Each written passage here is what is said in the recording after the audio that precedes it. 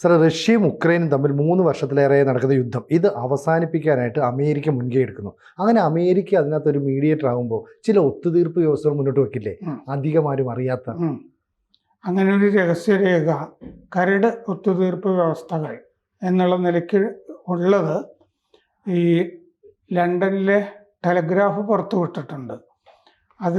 അതനുസരിച്ചിട്ട് അതിലെ പ്രധാനപ്പെട്ട വ്യവസ്ഥ ഈ ഉക്രൈൻ്റെ വരുമാനം ഉണ്ടല്ലോ, അവിടുത്തെ ധാതു, മണൽ, ക്രിട്ടിക്കൽ മിനറൽസ്, ധാതു സമ്പത്ത്, പിന്നെ തുറമുഖങ്ങൾ, അടിസ്ഥാന സൗകര്യങ്ങൾ, എണ്ണ, ഗ്യാസ്, ഇങ്ങനെ എല്ലാത്തിൽ നിന്നുള്ള യുക്രൈൻ്റെ വരുമാനം, ആ വരുമാനത്തിൽ നിന്ന് ഓരോ വർഷവും അത് കണക്കാക്കി അതിൻ്റെ പകുതി 50% അമേരിക്കയ്ക്ക് കൊടുക്കണം. ഉക്രൈൻ്റെ വരുമാനത്തിന് 50% അല്ലേ? ഉക്രൈൻ്റെ വരുമാനത്തിൽ ഇതിൽ നിന്നൊക്കെയുള്ള 50% അമേരിക്കയ്ക്ക് കൊടുക്കണം എന്നുള്ളതാണ് ഇതിൽ പ്രധാനപ്പെട്ട വ്യവസ്ഥയായിട്ട് വരുന്നത്. അതിന് കാരണമായിട്ട് ഈ കരാറിൽ പറയുന്നത് $500 ബില്യൺ യുക്രൈന് വേണ്ടി ആയുധവും പണവും ഒക്കെ ആയിട്ട് അമേരിക്ക മുടക്കി കഴിഞ്ഞിരിക്കുന്നു. അതായത് ബൈഡൻ സർക്കാരിന്റെ കാലത്ത് മുടക്കിയതാണ് ഈ പറയുന്നത് അല്ലേ? അതെ, അതായത് മുടക്കിയത് വെറുതെ അത് ഓസിനാണെന്ന് ധരിക്കേണ്ടതില്ല, ഇങ്ങോട്ട് തിരിച്ച് തരിക ഘട്ടം എന്നുള്ള രീതിയിൽ പോലും തരണം അല്ലേ? ഇതെന്താന്ന് വെച്ചാൽ 1-ാം ലോക യുദ്ധത്തിന്റെ അവസാനം, 2-ാം ലോക യുദ്ധത്തിന്റെ അവസാനമൊക്കെ ഈ സഖ്യശക്തികളുണ്ടല്ലോ, അവര് മറ്റേ ശത്രു പക്ഷത്ത് നിന്ന് രാജ്യങ്ങളുടെ മുകളില് പലതും കെട്ടിവെച്ചിരുന്നു. പിന്നെ പണ്ട് ഈ ഹൈദരാലി, ടിപ്പു സുൽത്താൻ തുടങ്ങിയ ആളുകളൊക്കെ ആക്രമണത്തിനൊക്കെ ഓരോ സ്ഥലത്തും വരുമല്ലോ. അപ്പൊ ആക്രമിക്കാതിരിക്കാനാണെങ്കിൽ കൊച്ചി 1 വർഷം ഇത്ര ലക്ഷം രൂപ തരണം, കപ്പം കൊടുക്കുന്നത് ഇത്ര ആനയെ തരണം എന്നൊക്കെ പറഞ്ഞിട്ട് അങ്ങനെ പറയുന്ന പോലത്തെ ഒരു സംഗതിയാണെന്ന് ഈ ടെലഗ്രാഫിൻ്റെ അകത്ത് എഴുതുന്നുണ്ട്. ബലത്തില് യുക്രൈൻ അമേരിക്കയുടെ ഒരു കോളനി പോലെ ആയി മാറുന്ന വിധത്തിലാണ് ഈ വ്യവസ്ഥ കിടക്കുന്നതെന്നാണ് ടെലഗ്രാഫ് രഹസ്യരേഖ പുറത്തുവിട്ടുകൊണ്ട് പറയുന്നത്. അപ്പോൾ ഈ 2-ാം ലോക യുദ്ധശേഷം ജപ്പാനും ജർമ്മനിയും ഒന്നിച്ചാണല്ലോ നിന്നിരുന്നത്, അച്ചുതണ്ട് ശക്തികൾ. അപ്പോൾ ജപ്പാനും ജർമ്മനിയിലേക്കും മേൽ ചുമത്തിയതിൻ്റെ അപ്പുറം ഈ എന്താ പറയുക, പിഴയോ നികുതിയോ കപ്പമോ എന്ത് വേണമെങ്കിലും പറയാൻ യുക്രൈൻ്റെ മേൽ അമേരിക്ക ചുമത്തുന്നു എന്നുള്ളതാണ്. അതായത് തോറ്റവന് മേൽ ജയിച്ചവൻ ചുമത്തുന്ന പിഴ പോലെ ഒന്നാണിതെന്നാണ് ടെലഗ്രാഫ് പറഞ്ഞിരിക്കുന്നത്. യുക്രൈന് പ്രകൃതി വിഭവങ്ങൾ ധാരാളം ഉണ്ട്, തുറമുഖം, അടിസ്ഥാന സൗകര്യം, അതിൽ നിന്നൊക്കെ കിട്ടുന്നതിൻ്റെ വരുമാനത്തിൻ്റെ 50% കൊടുക്കുക. 5 പോയിന്റാണ് പ്രധാനമായിട്ടും ആ ഒത്തുതീർപ്പ് വ്യവസ്ഥകളായിട്ട് കാണുന്നത്. ഒന്ന്, അമേരിക്കയും ഉക്രൈനും തമ്മിൽ സംയുക്ത നിക്ഷേപ നിധി രൂപീകരിക്കണം. ജോയിന്റ് ഇൻവെസ്റ്റ്മെന്റ് ഫണ്ട്, സംയുക്ത നിക്ഷേപ നിധി. ആ ശത്രുക്കൾക്ക് യുക്രൈൻ്റെ ഈ പുനർനിർമ്മാണം നടക്കുമല്ലോ, ആ പുനർനിർമ്മാണത്തിൽ ശത്രു രാജ്യങ്ങൾക്കൊന്നും പങ്കുണ്ടാകരുത് എന്ന് പറഞ്ഞാൽ പുനർനിർമ്മാണത്തിലും അമേരിക്കയ്ക്ക് ആയിരിക്കണം പ്രധാനപ്പെട്ട പങ്ക്. അങ്ങനെയും കിട്ടുമല്ലോ ഒരുപാട്. നീ തകർന്നു പോയ സംഗതിയൊക്കെ രണ്ടാമത് പണിയുമ്പോഴും ഒക്കെ അതിൽ വേറെ രാജ്യങ്ങളെയൊന്നും ഉൾപ്പെടുത്തരുത് എന്ന് പറഞ്ഞാൽ റഷ്യ പോലുള്ള രാജ്യങ്ങളൊക്കെ ഉൾപ്പെടുത്തരുത്. വിഭവങ്ങളിലൊക്കെ നല്ല നിയന്ത്രണം വേണം, അമേരിക്കയ്ക്ക് നിയന്ത്രണം ഉണ്ടാകണം. 2, റവന്യൂ ഷെയറിങ്, അതാണ് 50% യുക്രൈൻ്റെ സാമ്പത്തിക കാര്യങ്ങളിൽ, പ്രവൃത്തികളിൽ നിന്ന് കിട്ടുന്ന വരുമാനം 50% അമേരിക്കയ്ക്ക് കൊടുക്കണം. അതിൽ മിനറലുകൾ, ധാതുക്കൾ, ഗ്യാസ്, എണ്ണ, തുറമുഖങ്ങൾ, മറ്റ് നമ്മൾ ഈ പറഞ്ഞതിന് പുറമെ അതേഴ്സ് എന്ന് പറഞ്ഞൊരു വാക്കും കൂടി കിടപ്പുണ്ട് അതിൻ്റെ അകത്ത്.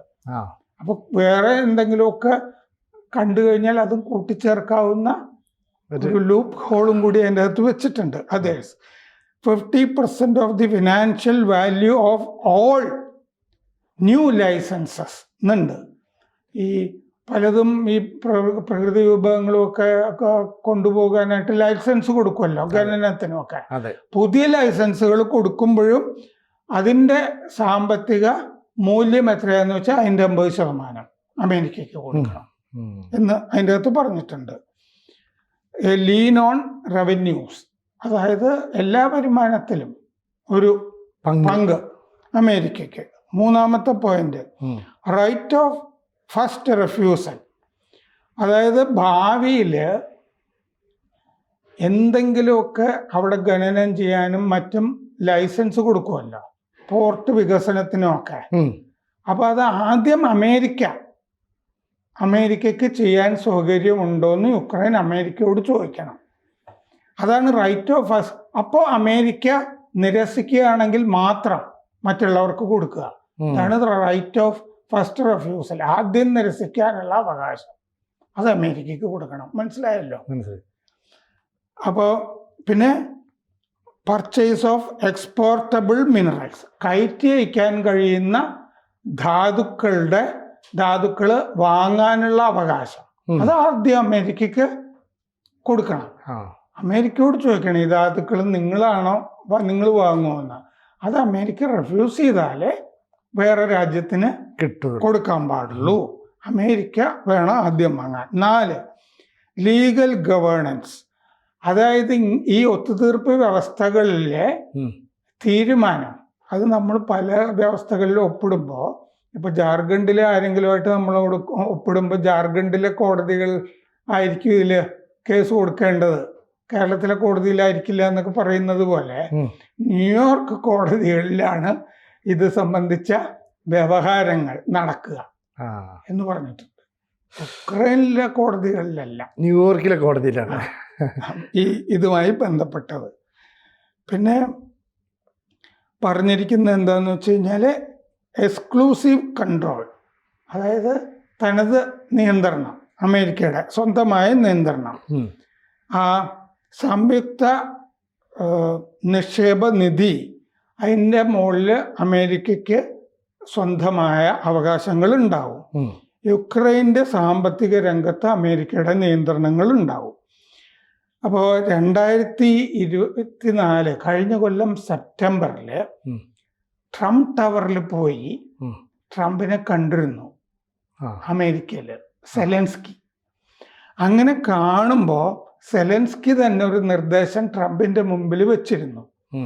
അതെന്താന്ന് വെച്ച് കഴിഞ്ഞാൽ അമേരിക്കയ്ക്ക് ഈ റയർ എർത്ത് ഇല്ലേ, അപൂർവ ധാതുക്കൾ, അതിൻ്റെ മുകളിൽ ഒരു പങ്ക് കൊടുക്കാം ഇത് യുദ്ധം നിർത്തുകയാണെങ്കിൽ എന്ന് ട്രംപിൻ്റെ മുമ്പിൽ ഒരു നിർദ്ദേശം അങ്ങോട്ട് വെച്ചിരുന്നു.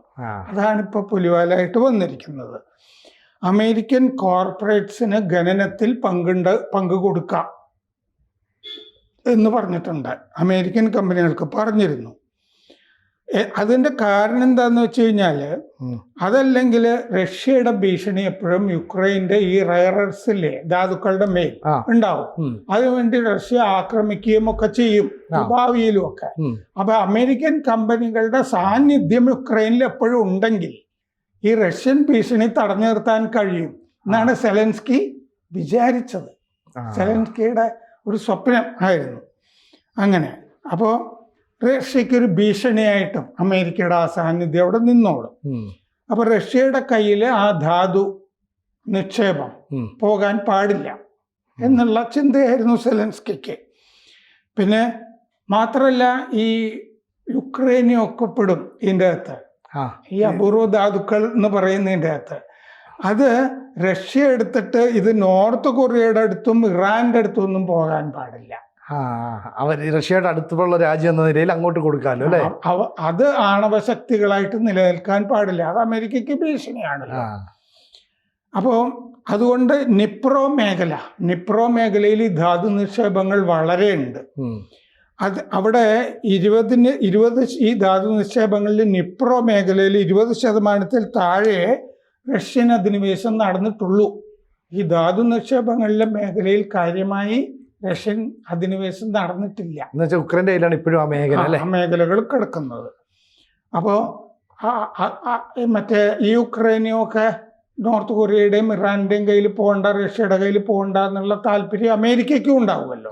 അതുകൊണ്ടാണ് ഈ 50% കാര്യം ഇപ്പൊ പറയുന്നത്. ഒരു മുൻകരുതലും കൂടിയായിട്ട് കാണാം.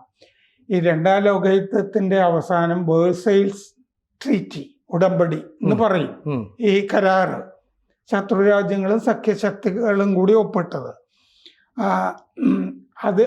അതിനേക്കാൾ കടുപ്പമേറിയതാണ് ഇപ്പോഴത്തെ വ്യവസ്ഥകൾ എന്നാണ് പറയുന്നത്. ഇവിടെയുള്ള അപൂർവ മൂലകങ്ങൾ ടൈറ്റാനിയം, യുക്രൈനില് ലിത്തിയം, ഇനി ലിത്തിയം ബാറ്ററികളൊക്കെ വരില്ലേ, സെമി കണ്ടക്ടറിന്റെ ഒക്കെ കാലല്ലേ, lithium, beryllium, manganese, gallium, uranium, zirconium, graphite, apatite, fluorite, nickel, ഇതൊക്കെ ധാതു നിക്ഷേപത്തിൽ പെടും അവിടെയുള്ളതിൽ.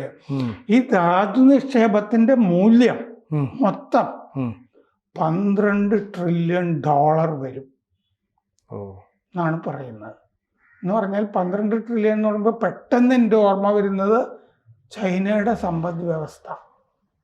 12 ട്രില്യൺ എന്ന് പറയാറുണ്ട്. അതിന് തുല്യമാണ് നമ്മൾ 4 ട്രില്യണിന്റെ അടുത്തേക്കല്ലേ വരുന്നുള്ളൂ. നമ്മുടെ 3-4 ഇരട്ടി ഉണ്ടല്ലോ അല്ലേ ചൈന? അതെ. അപ്പൊ ഏതാണ്ട് അത്രയും തന്നെ ധാതു നിക്ഷേപം വരുന്നുണ്ട്. പിന്നെ കൽക്കരി, ഗ്യാസ്, അതും കൂടി ഇതിന്റെ കൂടെ കൂട്ടിയാൽ 26 ട്രില്യൺ വരും എന്നാണ് കണക്ക്. അപ്പൊ അതിലാണ് ട്രംപിന്റെ കണ്ണ്. അപ്പൊ അതിനകത്ത് ഈ സെലൻസ്കിയുടെ പ്രതീക്ഷകൾ അല്ലെങ്കിൽ അയാളുടെ സ്വപ്നങ്ങളെല്ലാം തകർത്തെറിഞ്ഞുകൊണ്ടാണ് ട്രംപ് ഈ വ്യവസ്ഥകളുമായിട്ട് മുന്നോട്ട് പോകുന്നത്. മാത്രമല്ല, എന്തിനാണോ നിലകൊണ്ടത് നമ്മൾ മുമ്പ് ചർച്ച ചെയ്തതാണ്, നാറ്റോയിൽ അംഗമായിരിക്കില്ല. അതും ഉറപ്പുകൊടുത്തിട്ടുണ്ടല്ലേ. 3 സെലൻസ്കി ഭരണത്തിൽ ഉണ്ടാവില്ല. എന്നുവെച്ചാൽ റഷ്യയെ സപ്പോർട്ട് ചെയ്യുന്ന ഒരു ഭരണകൂടം അവിടെ തെരഞ്ഞെടുപ്പ് ഉടനെ നടത്തണം. താൻ തെരഞ്ഞെടുപ്പ് നടത്താത്ത ഏകാധിപതിയാണെന്ന് കഴിഞ്ഞ ദിവസം ട്രംപ് പറഞ്ഞിട്ടുണ്ടല്ലോ. തെരഞ്ഞെടുപ്പ് നടത്തണമെന്നും പറഞ്ഞിട്ടുണ്ട്. അതാണ് ലോകത്തിന് മുന്നിൽ സെലൻസ്കി ഒറ്റപ്പെട്ടു.